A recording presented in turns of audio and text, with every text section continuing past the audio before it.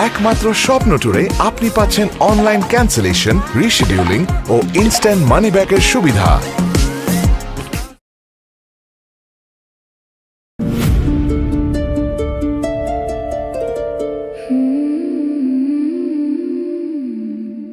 হ্যাঁ হ্যাঁ, আমি থানায় আছি।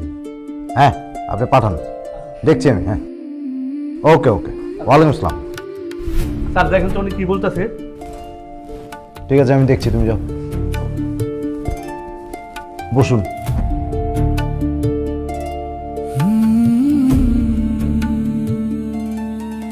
কি সমস্যা আপনার? আমি একটা মামলা করতে যাচ্ছি, কিন্তু ওনারা মামলা নিচ্ছে না। কার নামে মামলা করতে চাইছেন? চুপ করে আছেন কেন? বলেন, কার নামে মামলা করতে যাচ্ছেন?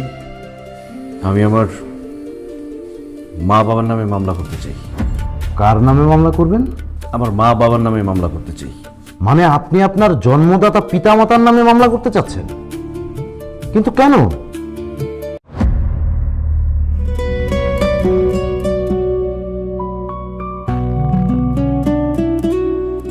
এই হচ্ছে আমার বাড়ি। বাবা,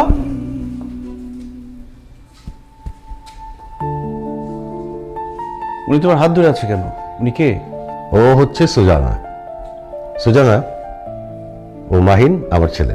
ও মাহিন, হাই, কেমন আছো তুমি? বাবা, উনি কে? ও আমার স্ত্রী। হোয়াট? কি বলছো বাবা তুমি এইসব? তুমি বিয়ে করেছো?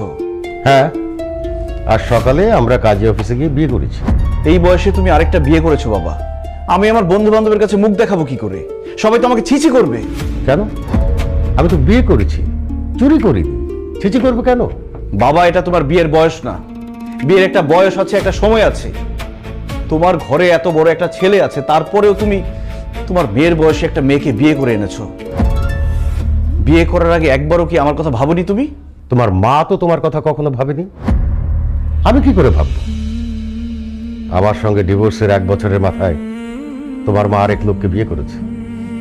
সেখানে সে সুখেই সংসার করছে। এতদিন আমি তোমার মুখের দিকে তাকিয়ে বিয়ে করিনি। আমার বয়স হচ্ছে, আমি আর কতদিন একা থাকবো? আমার তো একজন সঙ্গী দরকার, যে কারণে আমি সুজাতাকে বিয়ে করেছি।